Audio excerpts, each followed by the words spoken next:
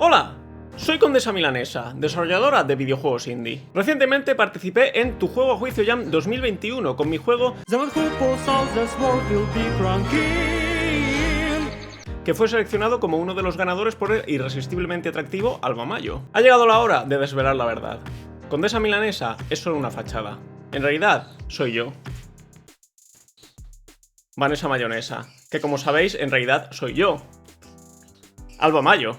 La verdad es que deberían darme un premio Nobel a la mejor actuación por ese directo. Nadie sospechó que esa no era una reacción genuina a un juego al que nunca había jugado. Como avatar para mi cuenta de Condesa Milanesa en Itch.io, elegí la imagen de una tarta helada Condesa. No fue hasta después de haber terminado la jam cuando descubrí que esas tartas heladas no se llaman Condesa, sino Contesa. Quédate para compartir conmigo más momentos de absoluto retraso. Infiltrarme en mi propia jam fue siempre parte del plan. Podríamos decir incluso que el verdadero motivo por el que organicé la jam fue para poder hacer este vídeo. Cuando eliges un tema para una jam tienes primero que considerar ideas de juegos que podrías hacer tú si participases. Si se te ocurren varias ideas interesantes, el tema es bueno, y si no se te ocurre nada, probablemente no lo es. La primera idea que se me ocurrió, como a todo el mundo, fue la de hacer un juego con una espada demasiado larga. La espada se chocaría con las paredes del nivel, así que sería un estorbo que tienes que ir posicionando como toca todo el rato para poder pasar, y ni siquiera podrías atacar cómodamente a los enemigos. Pero estaba seguro de que habría otras varias decenas de personas haciendo un juego similar, y tampoco era una idea maravillosa, así que seguí pensando. Hay que tener en cuenta que, aunque tenía planeado declararme ganador a mí mismo, solo podía hacer eso si realmente mi juego estaba a la altura. Hay ciertas líneas que incluso un hijo de hiena como yo no puede cruzar. Además, se habría notado si declaro ganador un juego que está claramente por debajo del resto, así que tuve que seguir pensando en una idea ganadora. Mi siguiente idea fue más original y retorcida. Se trataría de una especie de plataformas ligero que ocurriría dentro de una casa. En el centro de la casa habría un reloj con las agujas demasiado largas. El juego consistiría en hacer tareas por la casa con tiempo límite, moviéndote de habitación en habitación sin dejar que las agujas te aplasten. Una idea sin duda original que reafirmó mi fe en las posibilidades del tema, pero no me llamaba lo suficiente y no tenía claro si realmente era una buena idea o solo parecía ser buena desde fuera y luego en realidad a lo mejor no funcionaba,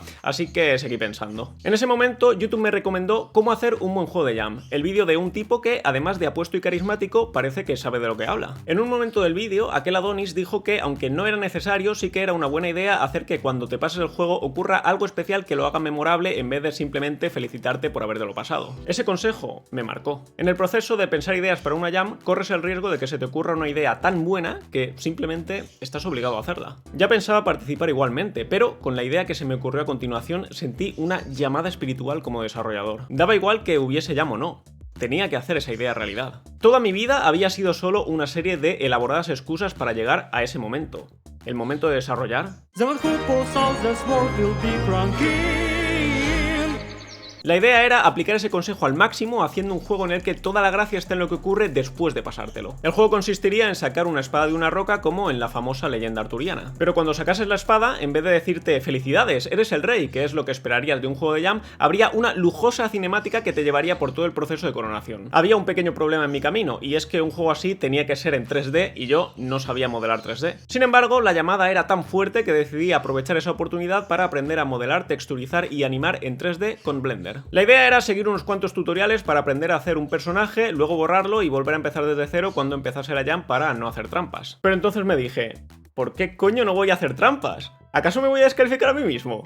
¡No! Además, después de haber conseguido hacer un personaje en 3D, habría elegido la muerte a tener que volver a repetirlo desde cero. Usar Blender es como estar atrapado en una pesadilla de la que no puedes despertar. Esto no es un ataque a Blender en particular como programa de modelado. Tengo entendido que son todos igual de horribles porque hacer cosas en 3D es así de complicado. En aquel momento todavía no sabía cómo iba a funcionar la jugabilidad de sacar la espada. Lo que sí sabía es que el juego sería en primera persona y sacar la espada implicaría mirarla, agarrarla y rotar la cámara hacia arriba para sacarla. Ya que estaba haciendo trampas de todas formas, decidí asegurarme de que era capaz de programar dicho movimiento. Pensarías que una acción tan sencilla como que el objeto siga el movimiento vertical de la rotación de la cámara es algo fácil de hacer. Un par de líneas de código, marcar una casilla en el inspector de Unity y listo. Resulta que no, resulta que es jodidamente complicado. Estuve varias horas intentándolo y no lo conseguí, así que le pedí ayuda a Ginchu y a Heinau, quienes decidieron competir por ver quién tardaba menos en solucionar el problema. Por supuesto, Ginchu tiene una ingeniería informática y contaba con el poder de las matemáticas, así que ganó Heinau. Finalmente llegó el día en el que empezaba la jam. Tan solo tenía la idea ya pensada, los personajes modelados y rigeados, el resto de assets elegidos de la Unity Store y una mecánica ya programada.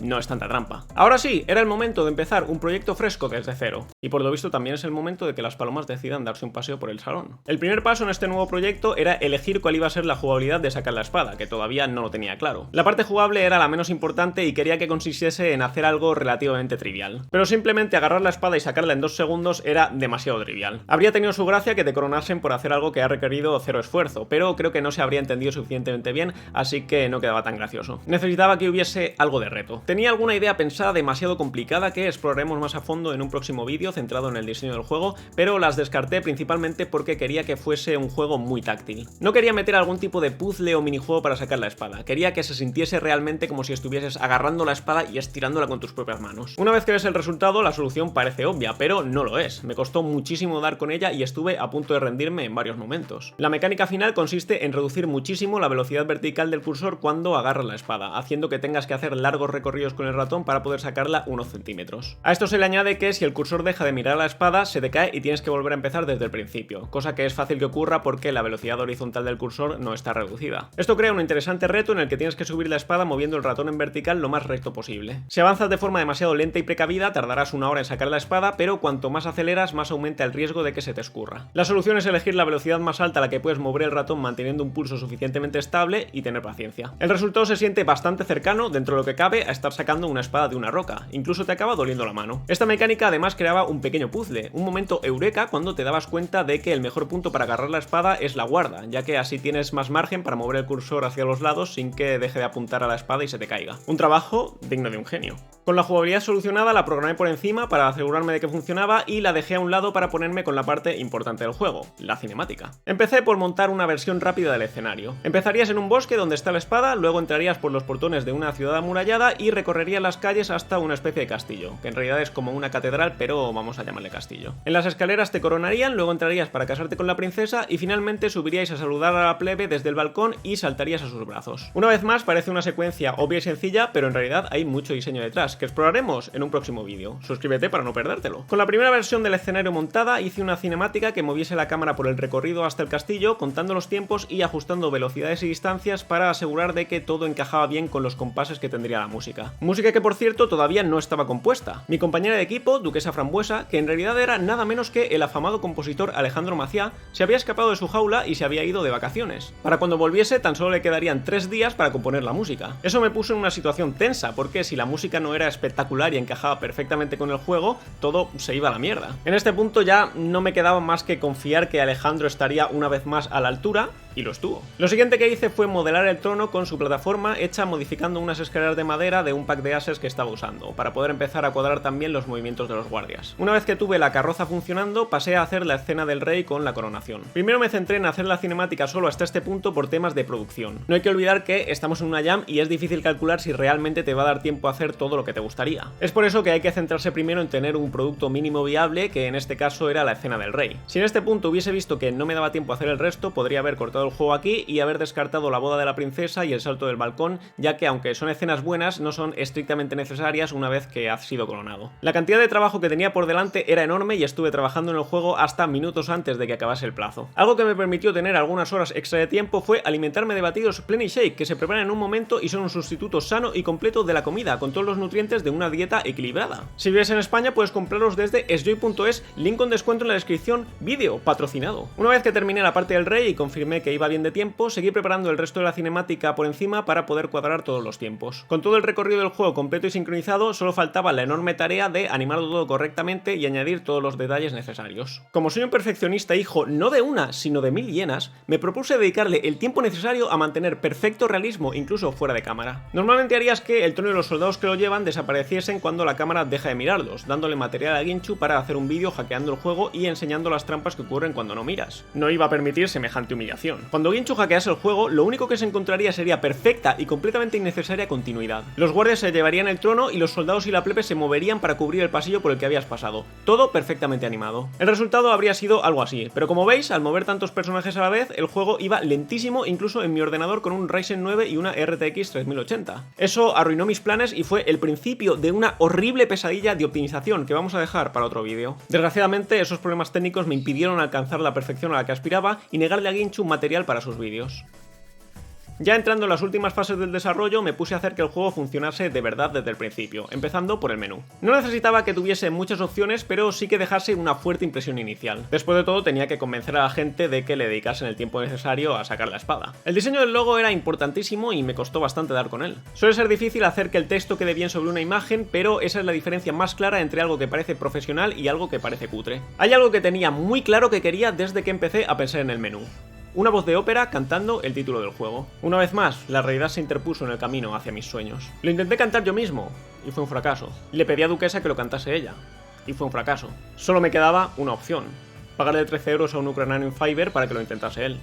Poppy, por favor, silencio, palomas, por favor, estoy intentando grabar, por favor, gracias. No fue hasta mucho después de la jam y poco antes de terminar de escribir este vídeo que descubrí que el tipo de voz que yo quería no era un tenor, sino un barítono. La moraleja es: no seas un jodido inculto como el Alba del pasado, sé una persona inteligente y cultivada como el Alba del presente. No de tu presente, del presente de tu futuro. Si tienes voz de barítono, un micrófono decente y crees que podrías cantar ese título con voz de ópera, contáctame.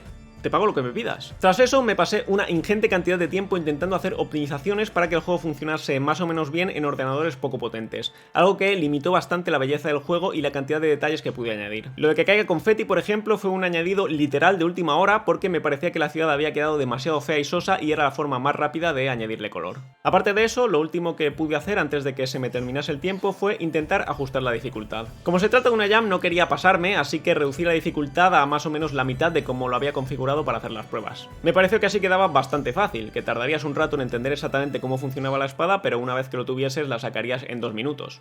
Me equivoqué. Por lo visto, el hecho de que normalmente use el ratón con una sensibilidad muy alta, unido a tener un ratón de alta calidad y un mousepad de cristal, hacían que mi experiencia con el juego fuese mucho más suave que la de un plebeyo cualquiera. En consecuencia, la gran mayoría de la gente que probó el juego no llegó a sacar la espada y no se quedó con una buena impresión. El voto del público situó el juego en el puesto número 295 en la categoría de jugabilidad. Entendible, es un juego simple y potencialmente frustrante pese al increíble ingenio de una mecánica que un mero plebeyo no puede apreciar. Sin embargo, quedó 53 en innovación, demostrando la poca fiabilidad de los resultados. Incluso aunque no llegues a sacar la espada, en innovación es top 10 como mínimo. Objetivamente, top 1, pero podría haber aceptado un top 10. En audiovisuales quedó en el puesto 113, por lo visto la gente tampoco tiene ni ojos ni oídos. Es cierto que visualmente no era una maravilla, pero el juego de Ginchu quedó 50 puestos por encima. Y la gente también se olvida de que audiovisuales no solo significa visuales. Ya solo con el título debería estar top 20 como mínimo, y si contamos la cinemática, claramente es la mejor pieza audiovisual de la jam. Es básicamente una película en primera persona. Por último, en la categoría general quedó en un humillante puesto 143. En realidad sabía desde el principio que el juego no iba a quedar demasiado bien en los rankings porque no es un juego de fácil apreciación para un público plebeyo. Si pretendiese haber ganado en otra jam con un juego así, habría cometido un error, pero no en esta, donde los ganadores no los elegía el público, sino un honorabilísimo juez de exquisito criterio. De hecho, cuando lo jugué en directo, todo el mundo en el chat estaba clamando que debía ser ganador. El juego tuvo unas 300 descargas durante la jam, de las cuales 63 lo puntuaron, y luego otras 100 descargas cuando subí el vídeo jugándolo a YouTube y otras 400 cuando anuncié que era uno de los ganadores. También se me quedaron algunos bugs, como que cuando pausas el juego la cámara se va a otro lado por ciertos temas que trataremos en otro vídeo, y que cuando termina el juego y se reinicia y vuelve al menú principal, el menú no funciona. Y ya está, esa fue mi experiencia infiltrándome en mi propia jam y declarándome ganador a mí mismo como un hijo de la gran...